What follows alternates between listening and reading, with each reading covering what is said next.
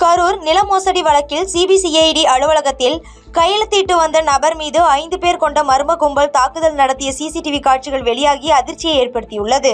கரூரில் நில மோசடி வழக்கில் முன்னாள் அமைச்சர் MR விஜயபாஸ்கர் தற்போது ஜாமீனில் கையெழுத்திட்டு வரும் நிலையில் அவருடைய ஆதரவாளரான வாங்கல் குச்சிப்பி பாளையத்தை சார்ந்த பிரவீன் என்பவர் சிபிசிஐடி அலுவலகத்தில் கையெழுத்திட்டு வந்துள்ளார்.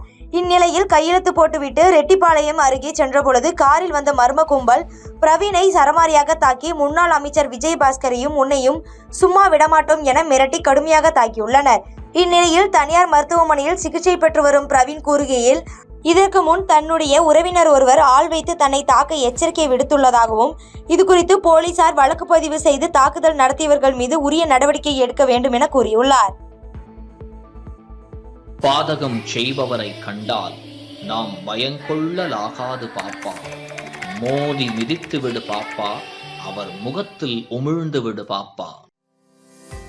அண்மை செய்திகளை உடனுக்குடன் தெரிந்து கொள்ள இணைந்திருங்கள் இயம்நாடு தொலைக்காட்சியுடன்.